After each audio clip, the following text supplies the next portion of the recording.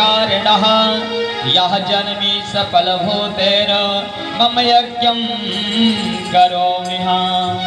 आपके चरणों में मेरा बारंबार प्रणाम स्वीकार हो। आज तो मैं धन्य हो गया, कृतार्थ हो गया, ये मेरा यज्ञ मंडप सफल हो गया जो आप पधारे। राजा बलि ने स्वागत करते करते पूछा कि प्रभु आपका नाम क्या है, आप कहाँ रहते हैं, आपके माता पिता कौन हैं? लेकिन भगवान वामन हाथों में माला लिए जप रहे हैं। जब भगवान वामन ने कोई जवाब नहीं दिया तो शुक्राचार्य से पूछा, गुरुदेव ये ब्राह्मण देवता बोलते क्यों नहीं है, क्या कारण है? शुक्राचार्य ने कहा, जानते हो इनके हाथ में माला का जाप चल रहा है और जाप करते वक्त बोलना नहीं चाहिए, इसलिए ये मौन धारण किए हुए हैं। अब तो राजा बलि की श्रद्धा और बढ़ गई। कितना नन्हा सा बालक, भगवान के चरणों में इतनी प्रीति, इतना प्रेम।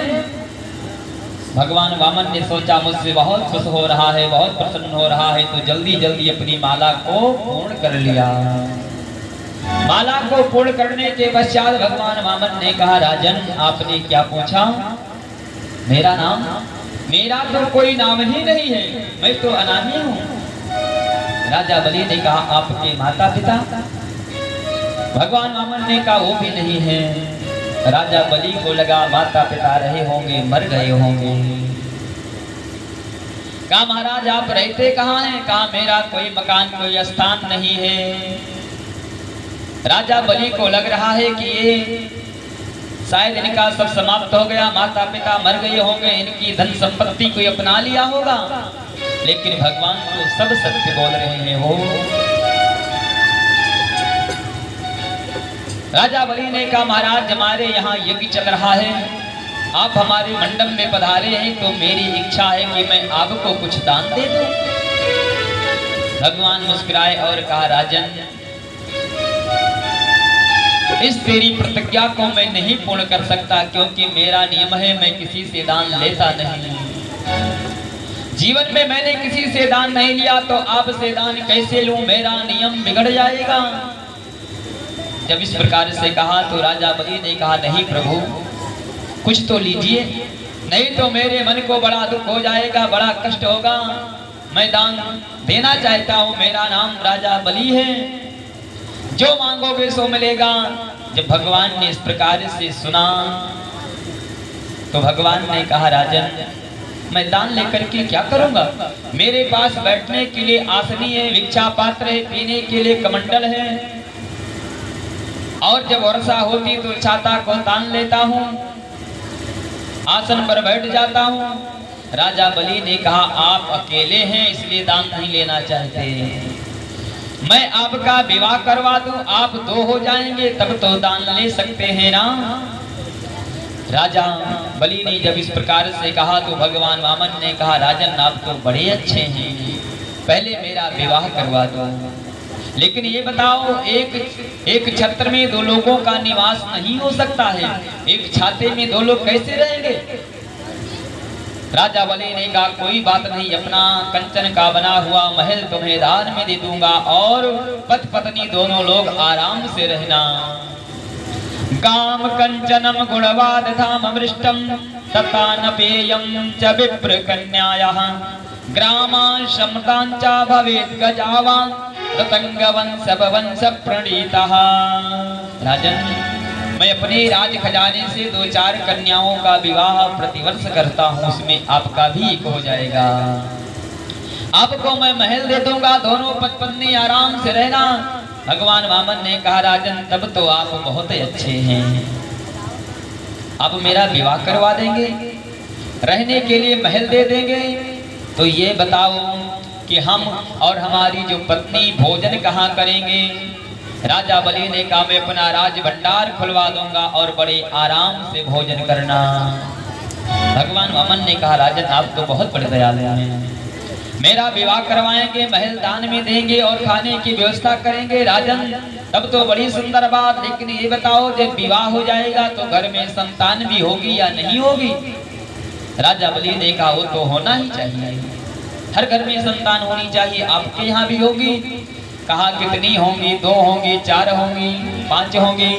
राजा बलि ने कहा ये तो समय बताएगा कितनी होंगी। अच्छा ये बताओ, मेरे बालक हो गए तो उन बच्चों की शिक्षा दीक्षा की क्या व्यवस्था करोगे, पढ़ाई लिखाई कैसी होगी?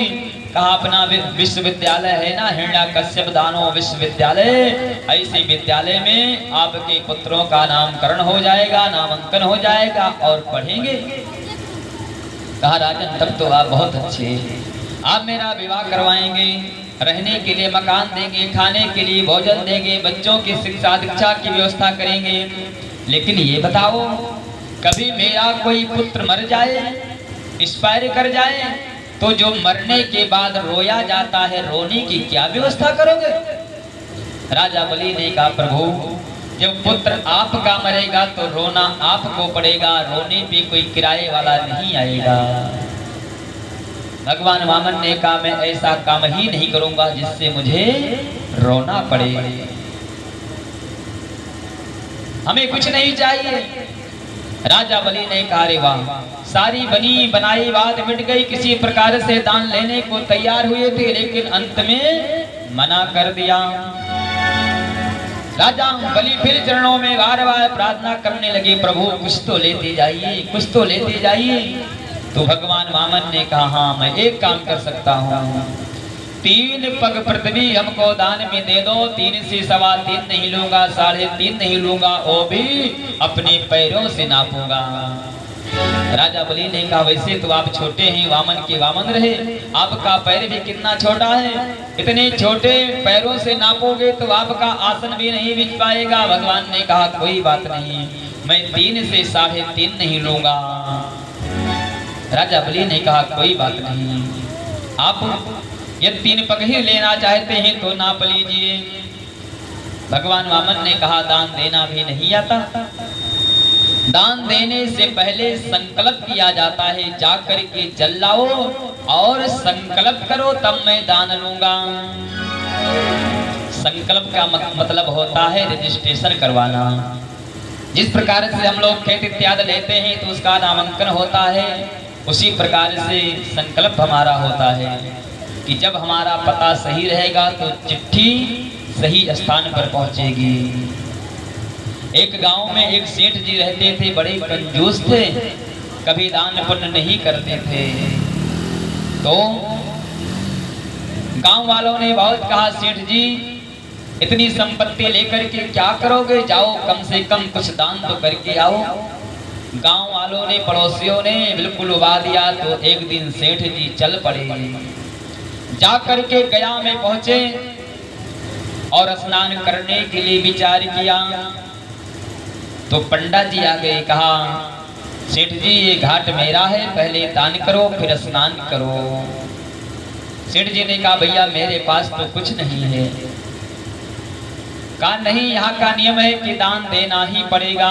तो सेठ जी अपने कपड़े को उठाए आगे चले गए। दूसरे घाट पर पहुंचे तो वहां भी पंडा विराजमान थे।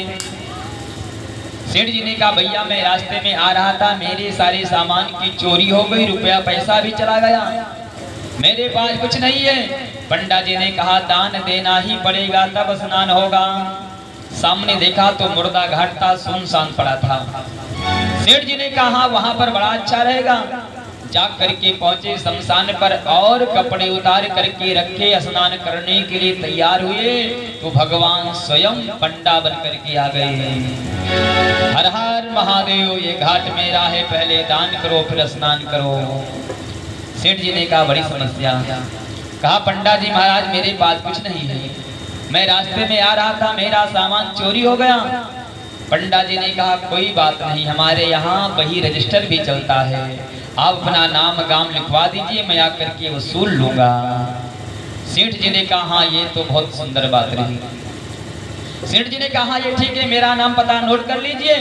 तो नाम पता गलत लिखवा दिया, जिला गोंडा था तो बहराइच कर दिया, नाम पटना था तो लखा कर दिया। इसी प्रकार से सही पता नहीं बताया। लेकिन भगवान तो सब जानते हैं हो। इधर सेठ जी ने स्नान किया, स्नान करने के बाद वस्त्र इत्यादि पहना और मन में विचार किया कि आज मंगलवार है, चल करके हनुमान जी को कुछ दान दे दूं। तो मंगलवार था, भीड़ बहुत ज्यादा लगी थी, तो सेठ जी भी लाइन में लग गए। सेठ जी ने अपने हाथ में 1 रुपए का सिक्का लिया, मुट्ठी बंद किया और लाइन में लगे हुए हैं। बार बार सिक्के को देखते हैं, मुट्ठी बंद करते हैं, देखते हैं, बंद करते हैं। इसी प्रकार से लाइन में धीरे धीरे बढ़ते जा रहे हैं। अंतोगत्वा सेठ जी मुट्ठी को खोलना भूल गए। जब हनुमान जी के सामने पहुंचे, मुट्ठी को खोलना भूल गए तो क्या हुआ, जो मुट्ठी को बंद किए थे हाथ पसीने पसीने हो गया। और जैसे बेचारे क्या लाओ चढ़ा दूं, मुट्ठी को खोला तो क्या देखा कि रखा हुआ पैसा गीला हो गया था। सेठ जी ने कहा, अच्छा मैं जान गया तू मुझे छोड़ करके जा रहा है, इसलिए रो रहा है। तुझे भी दुख हो रहा है, मुझे भी दुख हो रहा है, मैं तुझे चढ़ाऊंगा नहीं। अपने जेब में रख लिया और आकर के अपने गांव को पहुंचे। कुछ समय बीता तो एक दिन भगवान पुनः पंडा का रूप लेकर के आकर के सेठ जी के दरवाजे पर पहुंचे और कहा, सेठ जी घर के अंदर थे। अपनी सेठानी से कहा, ये तो गया वाले पंडा जी आए हैं, जिनको मैं दान देने का लिखवा दिया था, संकल्प करवाया था, वो आए हैं। जा करके कह दो कि हमारे पति देवता व्यापार करने के लिए बाहर गए हुए हैं।